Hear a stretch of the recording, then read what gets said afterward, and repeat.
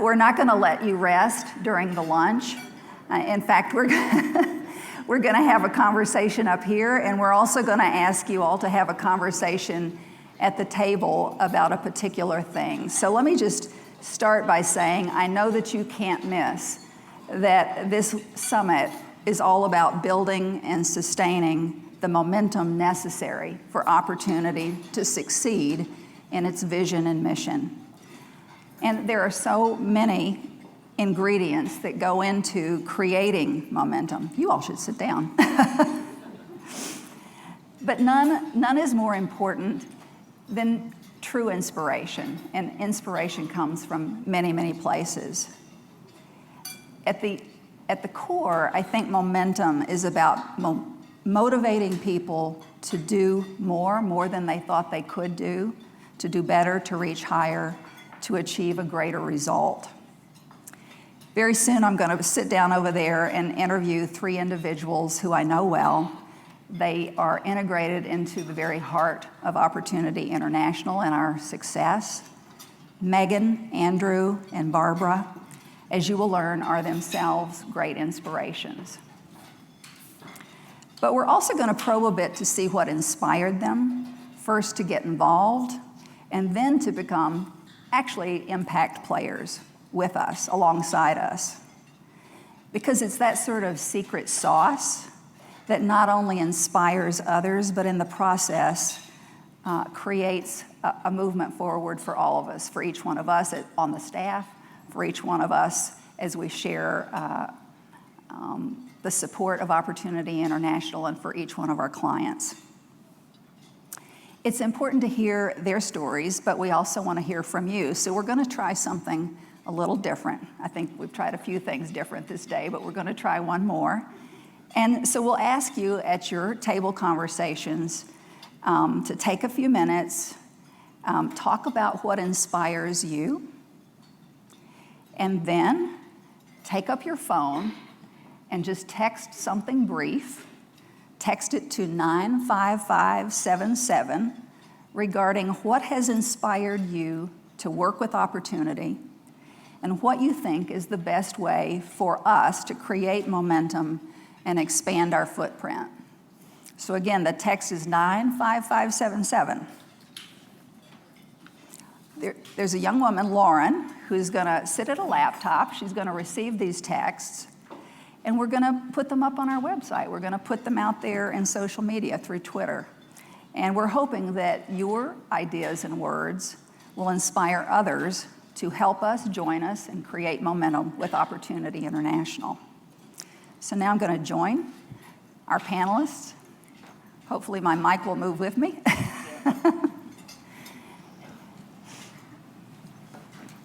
We have Megan Tamte, an entrepreneur, a CEO of Evereve, which was most recently called Hot Mama. A lot of you in the audience know her stores and her products, and we're delighted to have her.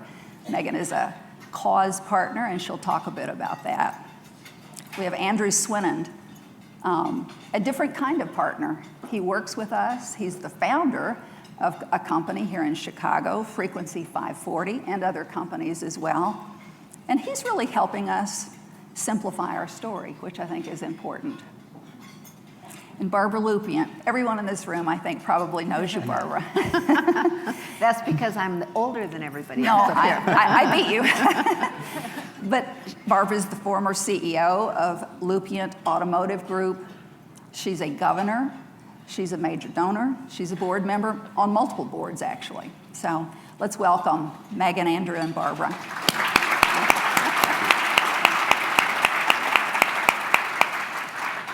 So I'll start the questions, and you shouldn't feel rushed in how you answer them at all.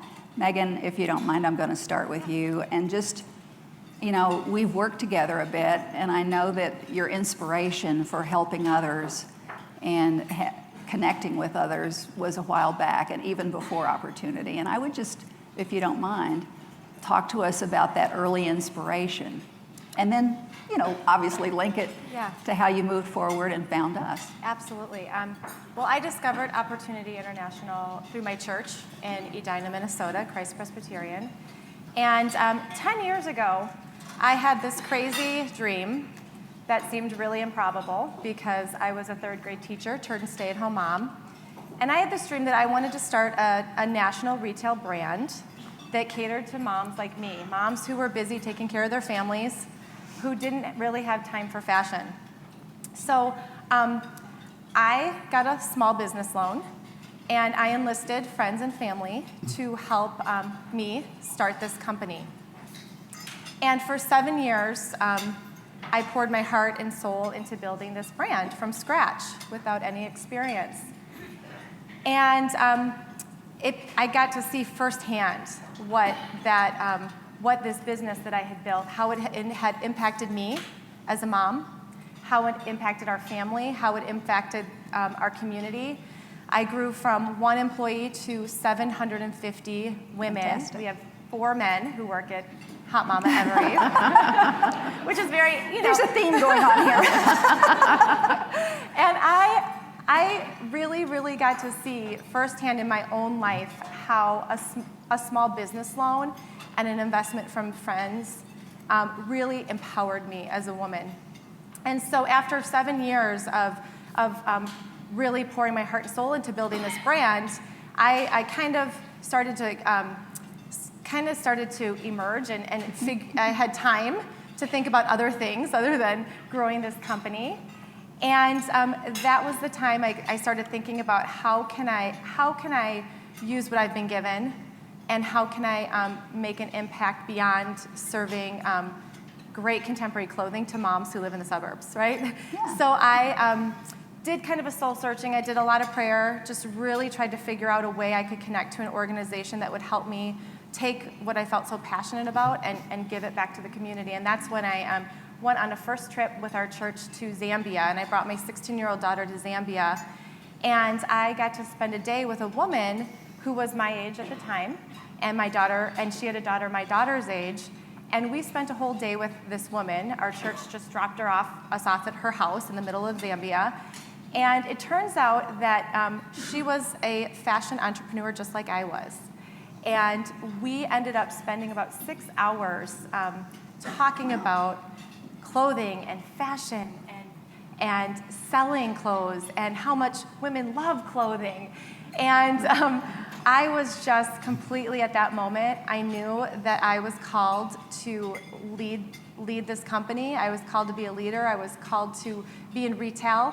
And I was also felt a great sense of, a great calling to use this company that I had created to help empower more moms like myself. And it just feels like as I got introduced to Opportunity International, there was such a great connection between what I experienced and what Opportunity does. And I built a company to empower moms, and I'm just super excited to make Opportunity part of that. So that's how I got connected.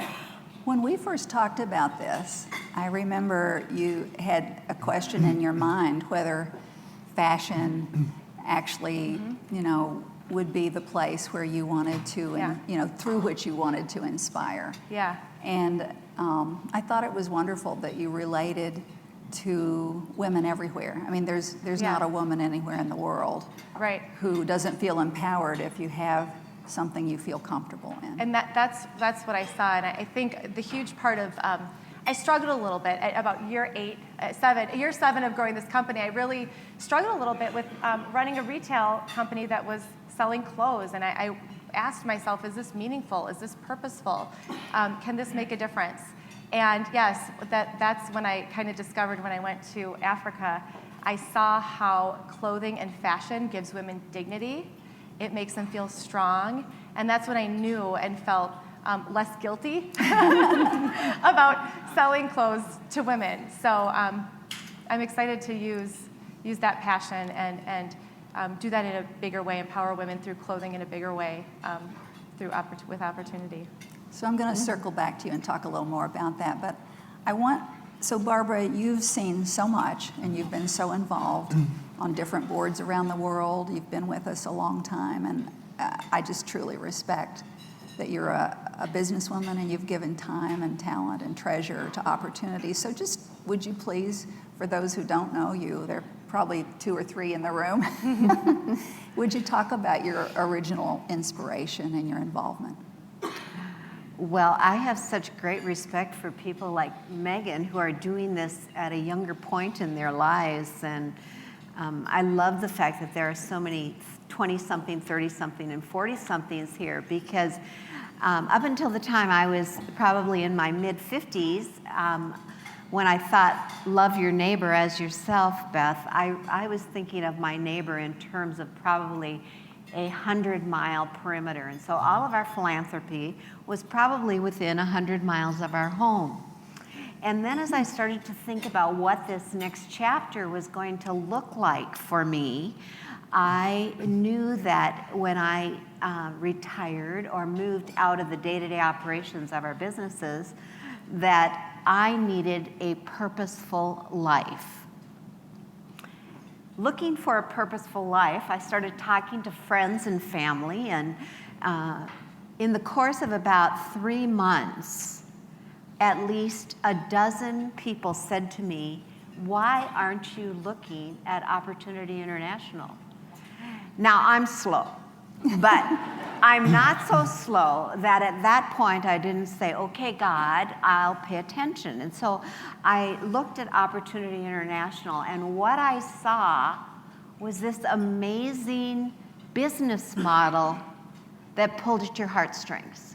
And so I was so taken with the fact that this made good business sense, but yet was answering that need I had to live a purposeful life in the next chapter.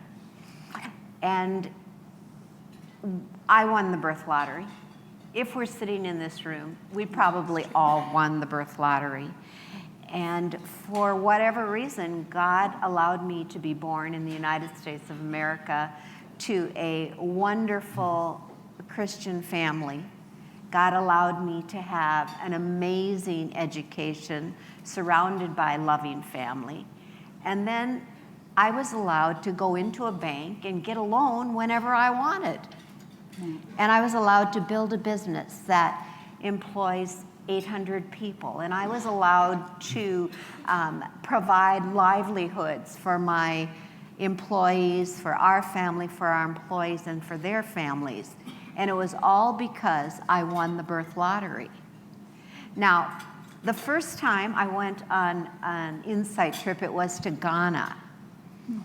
And it soon became apparent to me that even though I would not have said many of the Ghanaian women mothers that I met had won the birth lottery, they wanted and were striving for the exact same thing I was. They wanted to be able to provide livelihoods for people they employed. They wanted to be able to send their children to school. They wanted to have access to things we take for granted: education, health care, clean water. They wanted the exact same things, but they hadn't won the birth lottery. And to whom much is given, much is expected. And it was something I grew up with in my middle-class North Dakota family. And yet it was what was stressed so hard in our family. So truly, to whom much is given, much is expected. And when you've won the birth lottery, I'm thinking much is expected. So as I looked at this, I knew that Opportunity International would provide me, for as long as I'm healthy and able to participate, with an opportunity to live a purposeful life, helping others achieve what was so easily and readily available to me. Pretty easy answer. It's a beautiful answer, and I know it to be sincere, so thank you for all that you're doing. Well, my pleasure. So Andrew, you know Opportunity with fresh eyes, so to speak. Andrew is a founder of a company called Frequency 540, I mentioned to you. And they do multiple things, and they work with us. And Andrew, as the founder, chose to give us his time and his talent And just, I'm interested in what you observe with fresh eyes and ears and newly engaged with us. Certainly. The thing which I love about Opportunity International as a brand and as an idea is they really understand the power of belief.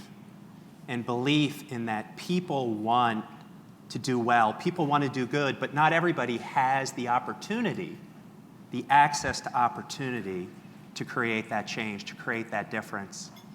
And when I looked and met with Deborah and Vicki, I saw an organization purpose-built to love and serve the poor on a global basis, who had invested in the infrastructure, who had invested in the people, who had invested in the ideas, and needed help communicating that, needed help making that bigger. And what resonated with me as an individual, my background, I joined the Army when I was 17.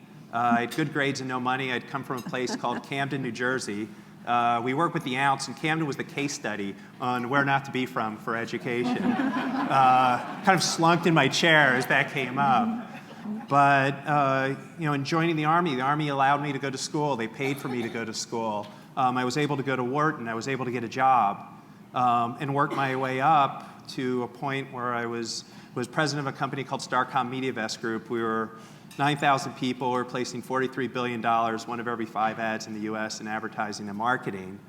And I kind of stepped back at a point in my life where I consider myself a values-based leader, and yet my values were seeing my family once a week, traveling 500,000 miles in 35 countries. And I realized that I needed to take a step back and focus on things that mattered, and made the leap to basically become an entrepreneur. But throughout that journey, there were people who believed in me. There were people who gave me opportunity, who gave me access, who gave me chances. And when I look back, everything great that's happened in my life was because there was an individual at a point in time who said, I believe in you and I believe in your future potential, not your present day. Because at 17, coming from Camden, I had no present day potential. And for me, when I heard the Opportunity International story and saw what the organization had created, I saw opportunity. I saw opportunity to help them tell this story to more people, to acknowledge the people who are doing the great work today, and to actually enable people across the world to love and serve those most in need by enabling opportunity on a global basis. And it just caused me to step up, lean in, and just thankful to be included on the team, to be part of it. So. You absolutely did step up when we needed you to, so thank you for that. I'm going to circle back now because, Megan, we've talked about inspiration a bit, but there's inspiration in action, or there's belief in action. And so I called you a cause partner. And I don't know that everyone knows, exactly what that means. We have all kinds of partners. We have valued corporate partners. We have valued individual supporters. And then we have those companies who engage with us in an effort to, raise the brand, engage customers. And so do you mind just talking just a little bit about what we might do together? Yeah. Well, I get really excited about engaging our customer base. Our customer base we serve hundreds and thousands of moms who love our brand, who love what we stand for. And I think the great thing about moms is they love to help other moms. And when I created this company, that was my dream, was to create a company where we could tap into moms helping moms. And I think opportunity, our relationship gives us a great opportunity to do that with our customer base. So I'm looking forward to an event in December in our stores. We've done this 2 years. This will be our 3rd year. It's called Giving is Hot. It's a play off of our name, Hot Mama. And for every pair of denim we sell a lot of denim in our stores to our customers. For every pair of jeans we sell, we are going to donate $10 to Opportunity. And we have seen in years past how that does. We love to share the stories. I love when we did this, we put up signage in our stores. We put up pictures of moms and educated our customers on how a loan can really make families stronger. And because when a mom is feeling strong, when a mom feels empowered, her influence multiplies through her children. And that's why I love this relationship so much, because I just love that mom-to-mom connection, and I look forward to just partnering with Opportunity and getting our customers involved in that. May I put a plug in for Please. them? For those of you who think by the name Hot Mama that it is only for pregnant women, that is not the case. Thank you. Yeah. They have changed the name to Ever Eve, and I'm the same age as Megan's mom. And they have great genes for us as well. So make sure in December you stop in and buy denim. Yes, at thank Ever you. Eve. Yes, we're not a maternity store.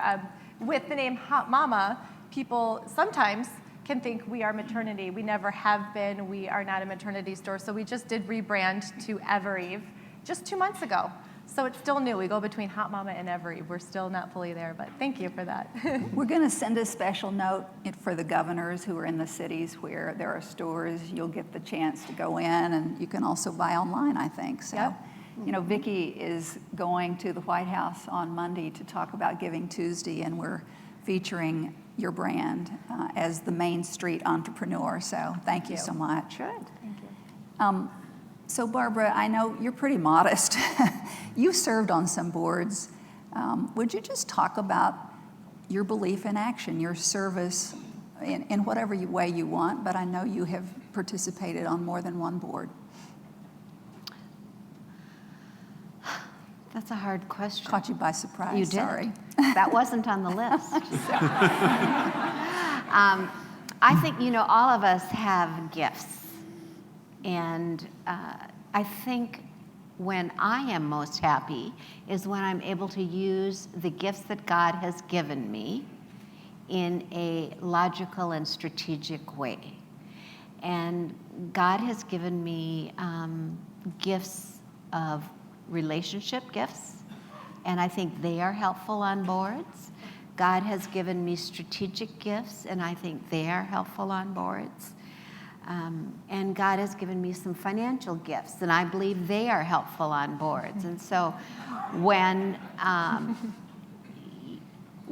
asked to serve on a board, I always think hard about it because boards require a lot of work if you're going to do it well.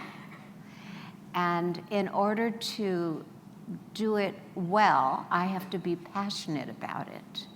So the first board with opportunity that I was asked to serve on was the U.S. board, and I was honored and pleased to accept. And then we got a call from my Australian friends asking if I would serve on the Australian board.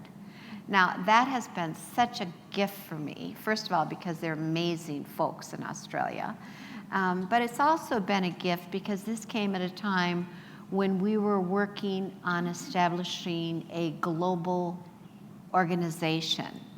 And we all know that if you're sitting across from someone, it's easier to discuss the strategy of becoming global than if you're on a phone or on email.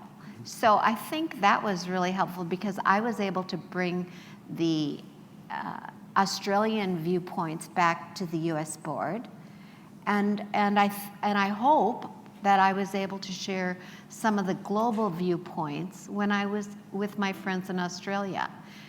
And then as this whole structure is merging together, they then asked if I was on the Nicaragua board. I forgot about that, David. I was on the Nicaragua board, which is just great fun as well, because you're doing wonderful and innovative things there, all for the glory of God, which is pretty exciting. And then I was asked to go on the global board. At this point, I knew I was getting a little overextended, and David gracefully let me off the Nicaragua board, hoping that I think that I would not forget Nicaragua, which I haven't. I was there last week. And that I would go on and serve in that way. So I think it was simply a matter of God gave me some talents, which I am blessed to be able to use. We're lucky. I'm lucky. So Andrew, going to surprise you too and ask you to close out. You've had an interesting experience, you and your team, of listening to people around the globe talk about opportunity and what they think, how they think we should speak about ourselves. And I'm putting you on the spot, but if there are a couple of points that come to mind, it would be helpful, because in a way you're channeling 30 people's inspiration, and we all feel a specific way about how we talk about opportunity. So I don't know, is it a fair question? Sure. So as background, we actually interviewed 29 leaders of Opportunity International around the globe. And the thing that's interesting is, having spent my career working in brand and marketing, you come across so many products where they have nothing to say. And the creative challenge is finding something to differentiate. For Opportunity, it was a blessing of riches in that there was so much to say. And across the 29 interviews, we would ask, what's the first thing you would say about opportunity? And we had 29 different answers. So, the first thing you have to know about Opportunity is it's a microfinance organization. First thing you have to know about Opportunity is it's not a microfinance organization. And the beauty of it, though, is it's because there was so much and so much good that they were doing. And, the thing which we found was, I think oftentimes when you have great people doing great things, you become very myopic in looking at just what's in front of you and focusing on the how. And the thing which we really found and were inspired by is the bigger why.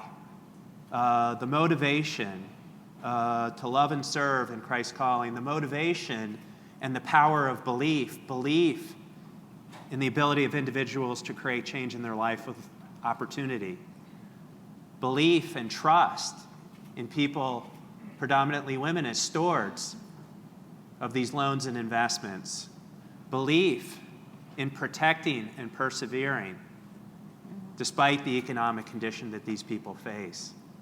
And it led us to an idea in and around opportunity as really having the purpose, to serve the poorest of the poor through love that trusts, through love that perseveres, and this idea of love and serve.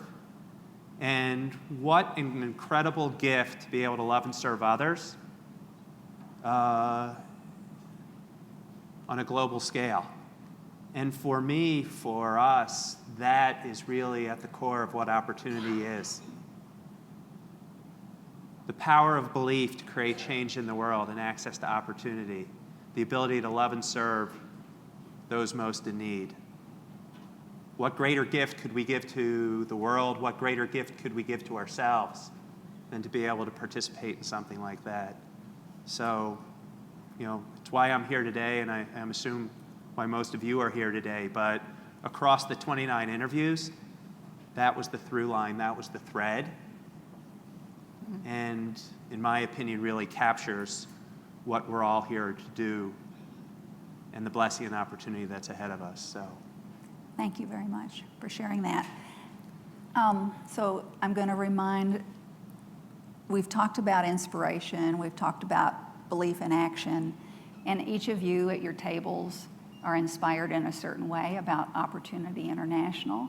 And I'm not kidding. At each table, there's someone who would be willing to get out a phone and text, gather some thoughts at your tables, just simple thoughts about what inspires you about Opportunity International, and text them to 95577, because we'd like to get that word out and we'd like it to be an authentic representation of your thoughts at your tables. So before we do that, though, please join me in thanking these three entrepreneurs. Thanks. Thank you.